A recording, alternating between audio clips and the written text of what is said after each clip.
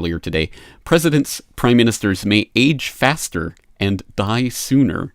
And this links to a BMJ British Medical Journal article. Do heads of government age more quickly? Observational study comparing mortality between elected leaders and runners-up in national elections of 17 countries.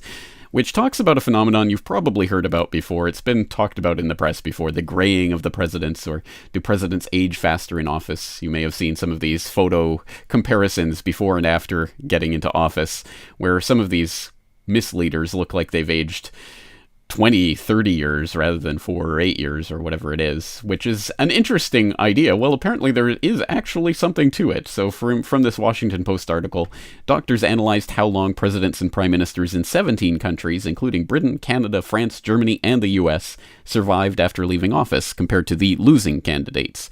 They also observed the number of years that heads of state lived versus what was expected for someone of the same age and gender. After considering the fates of 279 heads of state and 261 runners-up, they concluded former leaders lived for almost 3 fewer years than expected.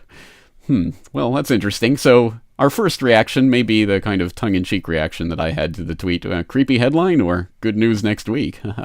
But, well, I mean, let's not play into what is ultimately going to be the type of explanation they offer for this, which is leaders probably felt national priorities were much more pressing than eating right and exercising, leading to stress eating, or the stress of leading a country could accelerate the graying of hair and wrinkling of skin. Because, of course, these are the people making the tough decisions, so of course they're just going to age so much more rapidly. Their hair is going to gray, and they're going to wither away on the inside because of the enormous amount of stress they're facing. Because after all, let's not forget, but I'm the decider, and I decide what is best, and what's best is for... I'm the decider. You might remember that became something of a meme, as critics, I think, rightly took Bush to task for the ridiculousness of that statement. I'm the decider, I make the decisions. But really, why did people mock that statement? Isn't that what we have all been trained to believe? Isn't that what everyone, almost everyone in this society really does believe at base? Isn't that sort of the bias that we all have? These puppet figurehead establishment mouthpieces are actually deciding things. They're the ones making the decisions. They're the ones leading the country. And that's why they're so stressed. Oh, poor decider. Won't someone think of the president? Well, I mean, let's see how that's reflected in just headlines that we see every single day and don't even think twice about. This one from the Washington Post last week. How many terrorists has President Obama actually taken out? Probably over 30,000. There is enough propaganda in this headline alone to probably unpack over the course of 3 or 4 videos, but for the sake of this video, the point is, President Obama is personally taking out 30,000 quote-unquote terrorists. Yes, it's not the military, or more aptly, the military-industrial complex and the people behind it that are taking out the quote-unquote terrorists. It's President Obama, as if he's bare-handed going in there and ripping people apart limb from limb, because he's our fearless leader in this primate, alpha primate society that we're part of, right? And they even quote the Joe Biden 2012 quip, bin Laden is dead and General Motors is alive, because let's not forget, guys, Obama killed Osama, right? Again, attributing to the president things which the president did not personally do, but he's the decider, so ultimately, he gets the credit and the blame, and whether we're heaping praise or scorn and vitriol on him, we are playing into that paradigm. And it's a paradigm that, again, is so completely internalized we hardly think twice about it, but it becomes more apparent when we see the iconography that surrounds these dear misleaders of ours. The Newsweek fixation with Obama in 2010, of course, they made him into Shiva, god of all things, or in 2012, they put this angelic rainbow halo around him because he's the first gay president. Or this special double issue on the new global elite, where he is literally the face of the global elite, the establishment mouthpiece puppet face, which is probably more apt than Newsweek was intending, although probably not for the reasons they intended. Or in 2008, Rolling Stone similarly put this angelic beatific light around him as if he's a saint. Oh, Barack Obama, a new hope. We know how that turned out. And, of course, this is reflected in, every country on the planet. Wherever you are, just insert your puppet leader of choice in there. I'm in Japan, so of course it's Abe. Super Abe coming to the rescue. Is it a bird? Is it a plane? No, it's Japan. It's Shinzo Abe and Abenomics. And the remilitarization of Japan and the magic yen from heaven that's going to save the Japanese economy. Oh, well, we all know how that turned out by this point, don't we? So this is such a cartoonish, childish understanding of the way things work. Even those in the mainstream thinking, let alone people who understand how the world really works, would understand and would admit, no, it is not the president personally doing all of this.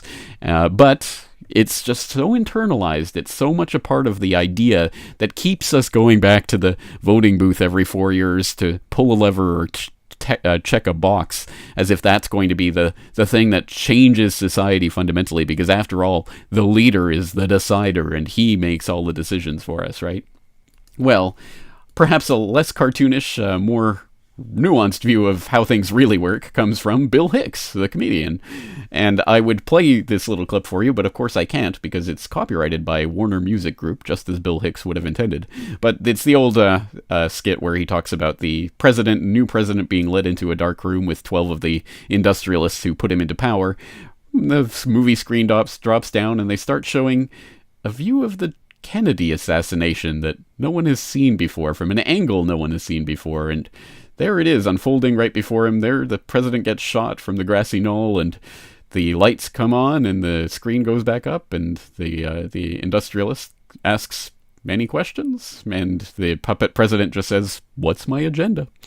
And that is a much more apt description of the way that this really works. So the idea that these poor leaders are graying because, the stress of being the establishment teleprompter reader must just be too much for them is ludicrous. But it does leave the question of why this is an actual documentable phenomenon. Why are they aging faster and dying sooner? And let me offer my own, perhaps tongue-in-cheek example. I'm not sure if you've read The Picture of Dorian Gray by Oscar Wilde. If you haven't, I suggest you do so.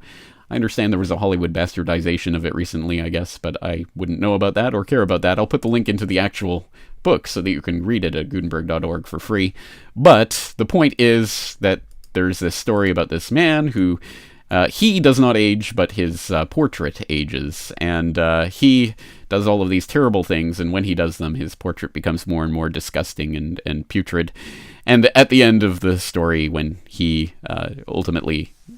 when the spell is broken and he becomes what the image has been. And maybe that's a sort of metaphor for these presidents. Maybe as they prostitute themselves for the oligarchy, the establishment, the powers behind the throne, they use their beatific smile and their wonderful image to sell the agenda to the public. But as they gain that ring of power and their political facade starts to slip away, the reality comes underneath. Well, I don't know. Maybe that's just a bit silly, but it's an idea.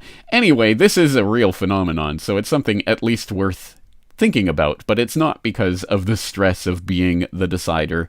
Obama and Bush and whoever else is not the decider. The buck does not stop there. These are not the people who are directing our society. They are nothing more